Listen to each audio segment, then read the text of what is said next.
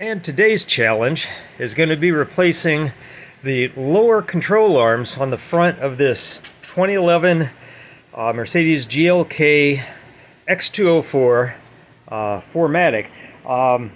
In this case, what are known as the upper control arms, which are just about as low as the lower control arms, the big ones in the front, have been replaced, but in the process one of the lower control arms boots around the ball joint housing was damaged, so I'm going to replace them. And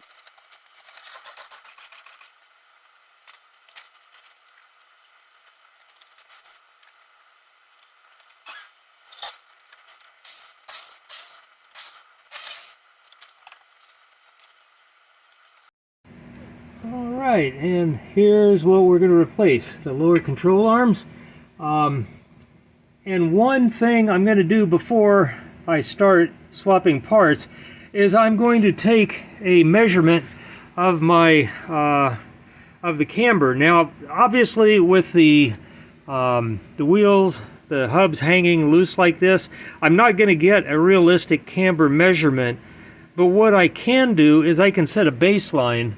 And I'll keep the wheel in the same position, swap the arm, and compare the before and after to see if I need to make any adjustments with the camber adjustment kit that I also bought to go along with this. Now, the reason I did that was because I just got done doing my 2012 project car with the same control arms, and when I took it in for alignment, it ended up needing a camber kit. So I figure I'll go ahead and see if at least this is changing my camber. And if it is, then I'll go ahead and install the camber kit. Otherwise, I'll just swap the arms. Okay, on the other side, I got 1.6 degrees. And that's my baseline, and we'll see if it changes whenever I swap the control arms. All right, and here's the reason these are being replaced, is that I managed to munge this this boot whenever I was replacing the upper control arm, and I'm still kind of mystified why this is an upper control arm, this is a lower control arm, but that's the way it is. Okay, so first thing, spin off the 21mm nut holding the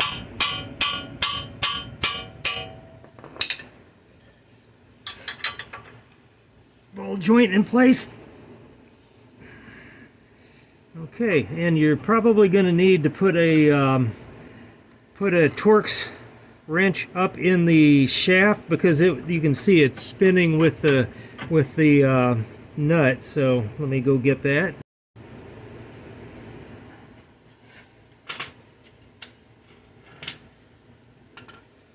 Okay, the nut is a T45. And once we have a wrench in place there, we can spin off the nut.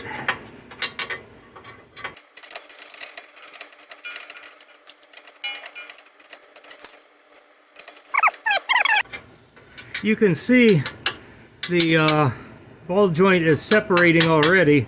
That's because it was off just recently whenever I was doing the other control arm.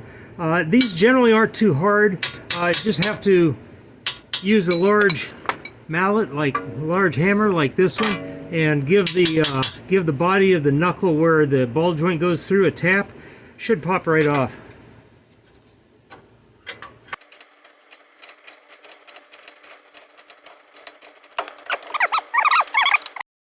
Okay, next, 21mm closed-end wrench on the nut on the back side of this other bolt, and an E20 on the front,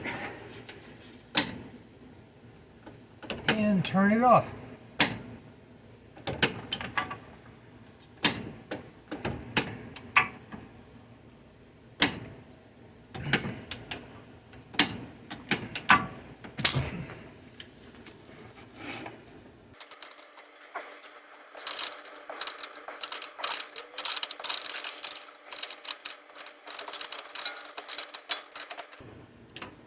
You could see the arm release there because this was torqued with this arm at ride height, so it was actually holding up the knuckle with the inherent bias that's built in whenever it's torqued down properly.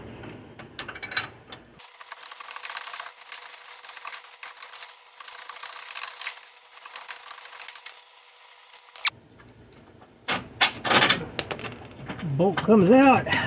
Be careful not to damage the bellows on your tie rod, as that would be a bad day.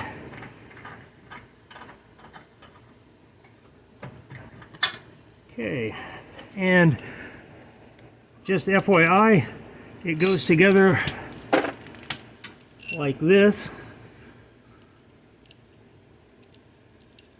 so you don't lose anything. So you got the bolt, 2 washers, and the nut. And now you should be able to just pull the old one out. Simple as that. And this is where it's good to do an A-B comparison, lining up the bolt end here, and just go out and make sure that the length looks identical, and it really absolutely does, which probably leads me to believe I won't be needing a camber bolt. Okay, I'm going to go ahead and apply some blue Loctite to these threads, and so it'll be ready for the ball joint nut, which is, we're supplied with the new arm here. But in the meantime, let's go ahead and get the other bolt seated and started.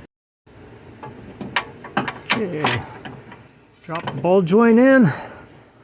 Go ahead and bring the control arm into place, and might have to do a little bit of wiggling on the go ahead and start the nut on the ball joint, just to make sure that stays in place nicely and I don't have to fight that. And then I'll get my dead blow mallet,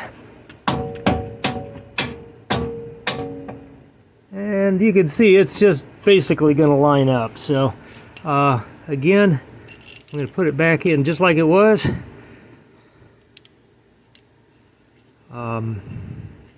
And since I am reusing my jam nut here, these are really ostensibly one-use nuts, I'm going to go ahead and add some Loctite to this bolt as well. Okay, got my blue Loctite on. Raise the control arm up into position. Carefully insert the bolt around this tie rod bellows so you don't damage that. Okay, we're through. I'm just going to leave this, I'm going to start the nut, but I'm not going to tighten it down until I do a measurement on my camber. Okay, so I'm going to tighten this, hopefully still a 21mm bolt nut. And no, it's not. That happens fairly often. Whenever you go with an aftermarket, in this case it's a very high quality, OEM quality part, but they opted to use a 22mm ball joint nut, which is just fine. So, gotta go get that wrench. Okay, let's turn this one down. And again, you can see I'm gonna have to get a Torx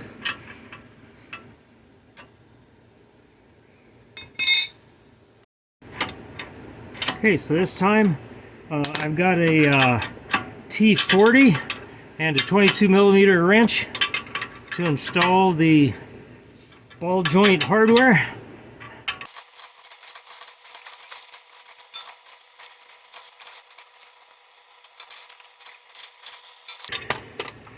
Okay, and the final spec on this will be to turn it down to the applied torque, okay, which in this case is going to be 37 foot-pounds plus 60 degrees.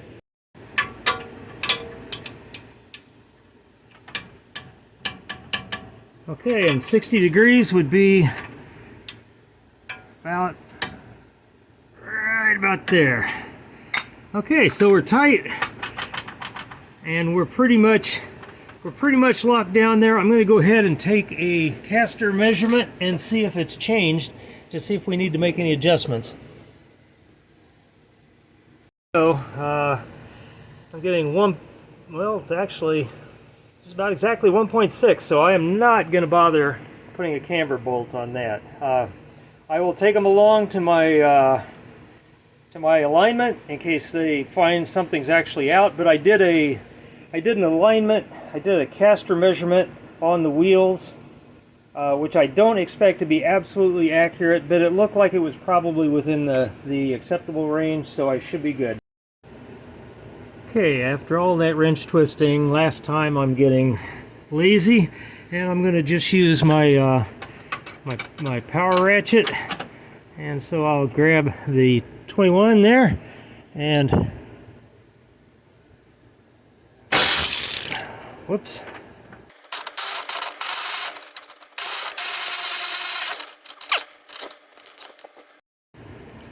Okay, I purposely did not tighten it down all the way.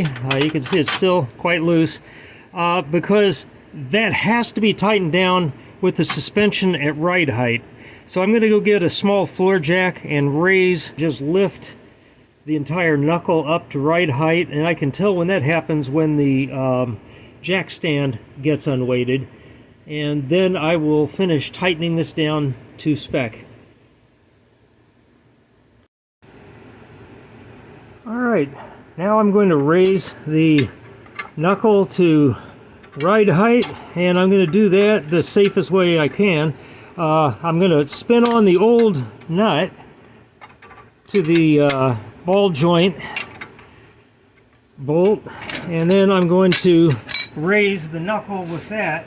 You can do it with the caliper, but it can spin and drop it and get kind of exciting, so let's get enough excitement for one day already.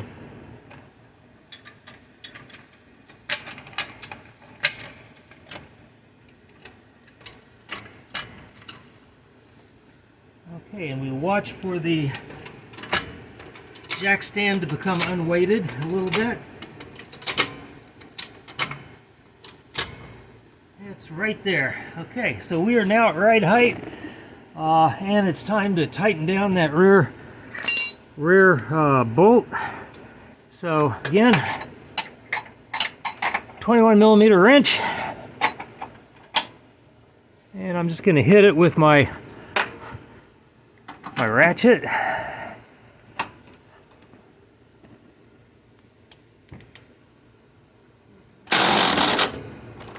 Alright, next I'm going to apply the torque wrench and apply the proper torque, which in this case is the 59 foot-pounds plus 120 degrees of rotation. Okay, first I'll do the 59 foot-pounds. I'll let the wrench twist around and capture itself there.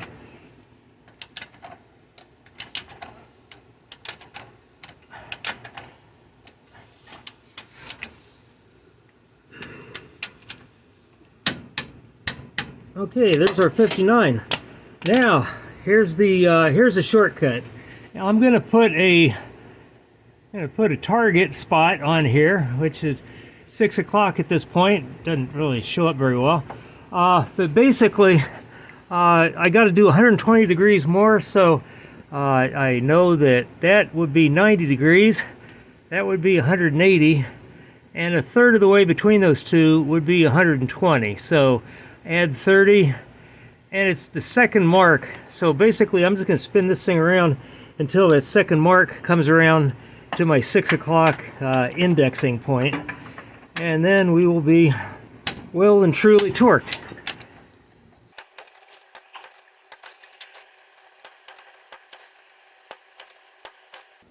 Okay, there we are. We're at 120 degrees, at ride height, torque down. So now I can release the floor jack, remove the 21mm wrench first, and then the nut.